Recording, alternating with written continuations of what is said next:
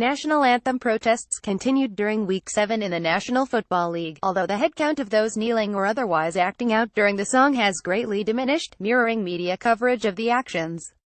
Both protesting players and those opposed to their tactics now seem locked in on their respective stances on the righteousness of the protests. The same players who protested in previous weeks either stayed in the locker room, kneeled or sat, while many teams stood and locked arms in a compromise maneuver. On the other side, President Donald Trump keeps trying to stir the pot against their actions, this week by calling on Americans to sign a petition asking the NFL to make it mandatory to stand. The league has merely said players should stand, but has, so far, refused to order them to do so. Fans also register disapproval in various ways, some through stated boycotts, others by turning off their television or not attending games. One fan even hired a plane to fly over the Jacksonville Jaguars stadium during its game with a banner reading, "Be American. Boycott the Jags and the NFL." Meanwhile, most team owners seemingly wring their hands and hope it all goes away, with a few outspoken exceptions. Commissioner Roger Goodell, owners, player representatives and others met in New York for 2 days this week, with declining TV ratings and other signs of diminishing fan interest the main topics. Little to nothing was publicly resolved at the meetings, as players' right to free speech and the desire by owners to have the football business prosper seem on separate planets. There has been some vague talk of providing a platform for player social activism outside of the games, but those plans seem to have little appeal on either side. Former 49ers quarterback Colin Kaepernick, who started the anthem protests last year, added to the NFL woes this week.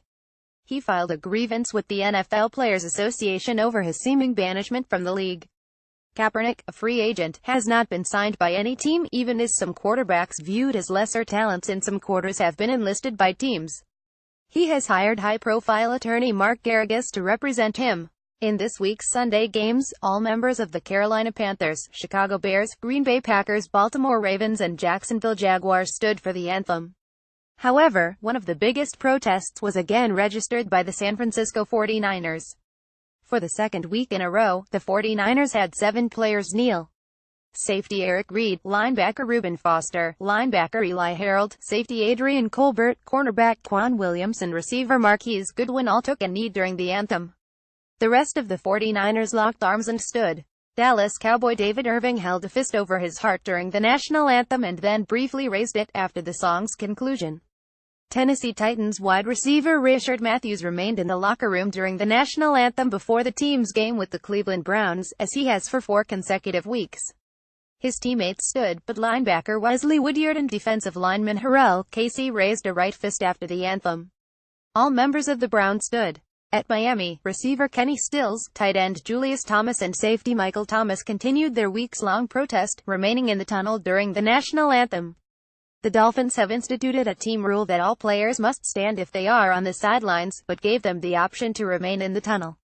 The 3 players were loudly booed by the crowd when they emerged. The 3 players previously have taken a knee, most prominently in the Dolphins game in London against the New Orleans Saints in Week 4. Their opponents today, the New York Jets, stood as a team with arms locked, joined by owner Christopher Johnson.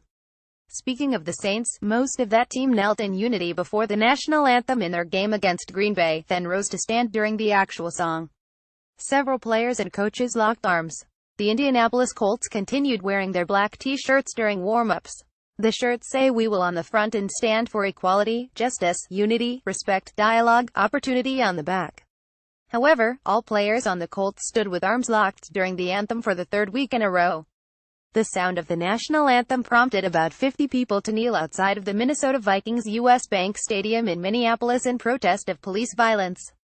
They drew stares, boos and some limited support from passing fans. According to a news report, the protesters organized chants and held up cardboard signs that read "Got privilege" and "Stop pretending your racism is patriotism." Inside the stadium, the Vikings had several team members linked arms during the anthem, but otherwise stood. In Buffalo, no members of the Buffalo Bills kneeled. However, 4 players stood behind their teammates' line, including Mike Tolbert, Kellen Clay, Sherry's Wright and Jarrell Worthy. In the late afternoon games, outspoken Seattle Seahawks defensive lineman Michael Bennett and several teammates sat on the bench before their game against the New York Giants at New Jersey's MetLife Stadium. Bennett was joined by injured player Cliff Averill, Sheldon Richardson, Frank Clark, Marcus Smith, Quinton Jefferson, Brandon Jackson and Nazir Jones. Linebacker Michael Wilhoit took a knee, while center Justin Britt stood with his hand on Ben Ott's shoulder and guard Ode Abushi did the same with Jones. New York Giants defensive end Olivier Vernon again knelt during the anthem. He was not in uniform and inactive. Vernon, one of the highest-paid Giants, has knelt for the previous 3 games, the only Giants players to have protested so extensively. In Los Angeles, left tackle Russell Okung, who has been outspoken that the players should continue their protests, stood with his teammates during the national anthem, but raised his right fist. Okung attended the New York meetings with owners to discuss how protests would be handled moving forward. For the Pittsburgh Steelers, some team members took a knee in the end zone prior to the national anthem before their game with the Cincinnati Bengals, then joined their teammates to stand on the sidelines.